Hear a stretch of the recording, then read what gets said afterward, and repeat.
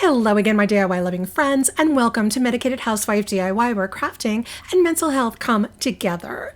Unleash your creativity with today's video. High-end Dollar Tree hacks, DIY tumbling tower block home decor will transform ordinary Jenga blocks into high-end decor on a budget. Discover the art of crafting chic home decor pieces using mostly Dollar Tree finds. Watch now for affordable and stylish DIY ideas. So what are you waiting for? Let's go DIY together.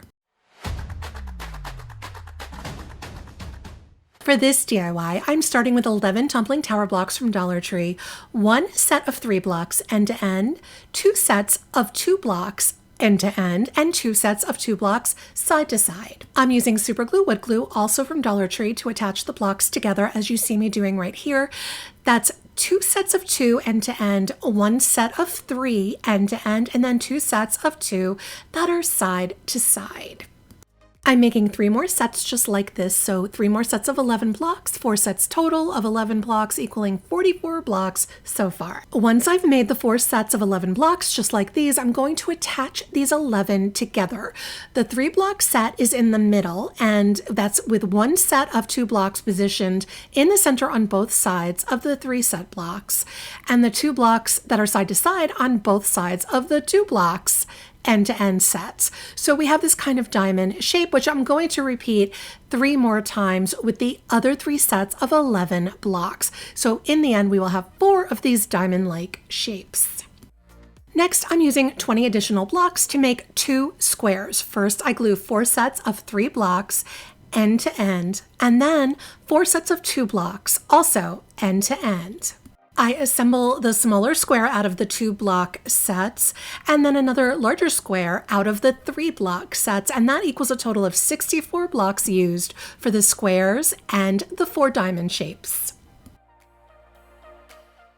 Once both the squares and the 4 diamond shapes have dried, I'm going to stain them using this very strong instant coffee, just painting the coffee on with a paintbrush to give the wood a nice deeper brown natural wood tone. And first I paint all 4 diamond shapes on all sides and edges, and I also did a second coat of coffee on the front sides for a deeper tone. Off camera, I ended up making a small square out of 4 blocks, as you see right here, but I wasn't sure if I was going to use it or not. But I'm going to paint all 3 squares anyway with the coffee stain, just like the diamond shapes, doing the front of the squares, the back, the inside and the outside edges with 2 coats of coffee stain on all of them. Once the coffee stain has dried, it's time to assemble my project. I place the squares in size order, as you see here, but I'm still not sold on that tiny square in the middle, however. I place 1 diamond shape in each of the 4 corners of the squares to see where I like the placement best, and I kind of move them around until they are where I think they should be, and that's where I make the decision not to use the tiny square so that it's not counted in our total 64 blocks for the project. And once my placement is settled, it's time to glue the diamond shapes down onto the squares. I'm using the super glue wood glue to attach the diamond shapes to the top of the squares, just like you see right here. I eyeballed everything, no measurements required. And just a note here, this is not an original design of mine. I didn't come up with this. I saw this on Pinterest, although it wasn't clear who came up with it first. I saw it in 2 different places, and neither were content creators as far as I know. I just don't want to take credit for a design I didn't come up with myself. That's just not how I roll, but I am sharing it with you because I really liked it. And this is a tumbling tower block trivet or even a low riser. I really like the design. I think it works in so many different decor styles. It's simple and elegant and definitely doesn't look like a Dollar Tree wood block DIY. And that's what makes it special. I can see this working in Southwestern style or even a little modern. It's versatile, and that's part of its appeal. I got a little overambitious with this next DIY. I have a double-sided tape on this Dollar Tree cutting mat, and I put the 7-inch wood round on the mat just for sizing, but it's not part of the project. I'm going to be using super glue wood glue from Dollar Tree as well as tumbling tower blocks. I take 10 blocks to begin with on their sides and assemble them around the wood round using another block to make an equal space between the blocks, and that's my first row. And then I take another 10 blocks and I'm gluing them on top of the first row of blocks in between each of the 2 blocks in row 1. And also they're slightly inward from that first row. They're placed slightly inward, as you can see. They're angling inward. You've seen me do this kind of pattern a bunch of times, but you can pause the video and replay it or slow down the playback if you want to follow along that way. But this whole second row of 10 blocks are all placed angled slightly inward from the first row. The third row is going to be done exactly the same way as the second row, still angling each block inward from the last row. I know this can sound complicated, but it's really a simple concept. When you're actually doing it, it's simple. So it may be easier to watch rather than to just listen. We take 10 more blocks and we're going to make the 4th row, and again the same way, with each of the 4 of the 10 blocks placed slightly inward from the row that's beneath it. And here's where I got ambitious. I wanted to make a rounded bowl here out of little wooden rectangles. It's a pipe dream, I know. But I took a small round balloon and taped it down to the cutting board, removed that 7-inch wood round and placed my 4 rows of blocks around this balloon. I figured I could use the balloon to shape the blocks around it. I know, what can I say? I'm a dreamer. So now row 5 has 9 blocks, and here I'm trying my best to lean those blocks onto the balloon, and I'm just hoping that I can get a dome-like round shape toward the top. It didn't really pan out that way, and it was hard to get the blocks to stay in place when using the wood glue because it doesn't really have any immediate hold, but I try and I lean those 9 blocks inward as best that I can. Row 6 is next with 8.5 blocks, and little Miss Ellie Mae was very interested in the balloon. She's making a guest appearance for cuteness factor only. Thank you very much, Ellie, for stopping by.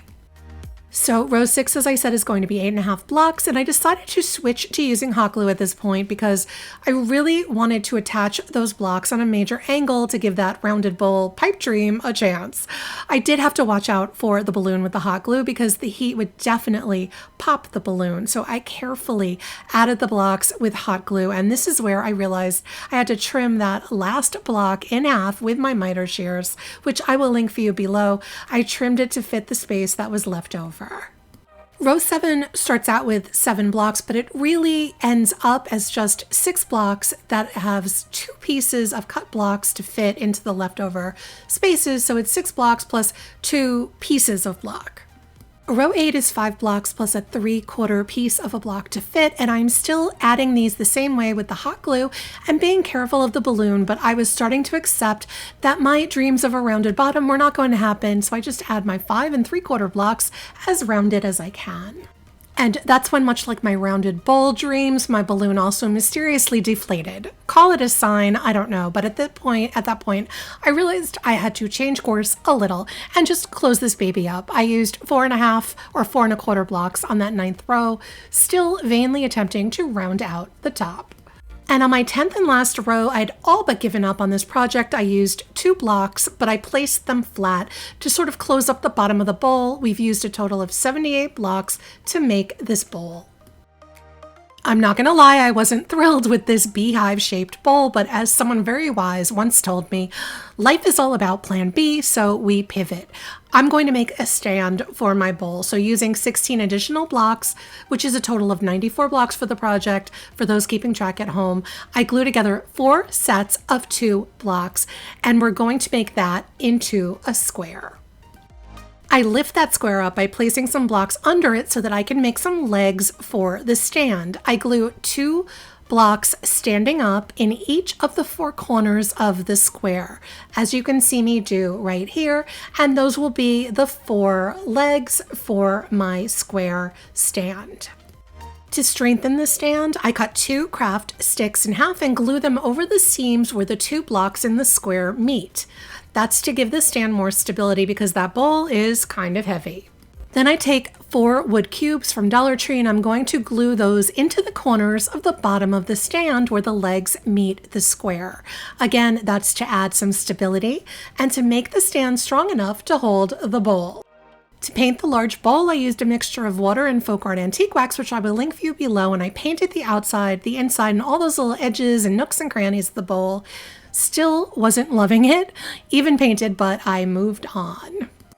I decided to paint the stand in a contrasting color. I used a mixture of water and folk art chalk paint to whitewash the stand, both top and bottom, and all over the sides and legs too. I ended up doing 2 coats of the whitewash. Okay, this is my large tumbling tower block bowl with stand. I don't know, you guys. I think you guys will either love it or hate it. I mean, it's 50-50. It's still a nice wood look. I like it with greenery or other decorative items, maybe even faux fruit. The stand makes it more interesting rather than just a Jenga block bowl. But hey, let me know in the comments if you have any strong feelings about this bowl and stand one way or another. For this next DIY, I'm using 24 tumbling tower blocks in total, and I am cutting all 24 blocks on a 60-degree angle on the side edge using my miter shears, as you are watching me do right here. They're not perfect because cutting Dollar Tree wood blocks is rarely perfect. We just have to make it work. Once all 24 are cut, I'm making a hexagon shape using 6 of the blocks with the straight edge of each block overlapping just a little bit, which is much easier to understand if you watch me as I do it. At first I used the super glue wood glue to attach the hexagon together, but I quickly switched over to hot glue to make it faster and easier, even though hot glue is rarely my first choice when working with Jenga blocks, but sometimes you just need the immediate hold to make something work. So that's what I did. I made 4 hexagons with 6 blocks in each of them, and all of them had that straight edge of the blocks overlapping the angled edge of the block just a little bit. I'm using folk art white chalk paint, which I will link for you below, to paint the 4 hexagon shapes, and I paint all the sides and edges on all 4 hexagons, and I believe I did a second coat for full coverage, and then I put them aside to dry. I also had 24 of these small wood half rounds from Amazon, and I'll link them for you below. I placed them on a piece of packing tape, sticky side up, to hold them in place, and used some folk art antique wax to paint them a nice dark brown color. I'm using super glue wood glue to stack my 4 hexagons one on top of another, but slightly skewed to the side of the hexagon that's beneath it, as you can see me doing right here, so that they will have a little bit more visual interest. Once the hexagons have dried, I'm using some hot glue to attach one half round to the front of all 24 of the overlapping blocks on all 4 of the rows. And this is my tumbling tower block hexagon mini planter or candle holder. It's not my favorite Jenga block project of all time, but I've never seen one before, and I think it's very visually interesting. It's super easy to make and definitely doesn't look like it's made out of a $1.25 wood block from Dollar Tree, so that's a win in my book. And you know the drill. I want to know what you think. Let me know in the comments which one of these high-end Dollar Tree tumbling tower block home decor DIYs was your favorite and why. You know I love hearing from all of you. And if you've enjoyed this DIY video, there's another one waiting for you. Just click that link on your screen for more Medicated Housewife DIYs. Also, I'd love for you to join our little crafting family and subscribe. Thanks for watching, and until next time, my name is Sarah. I'm the Medicated Housewife, and crafting is my medication.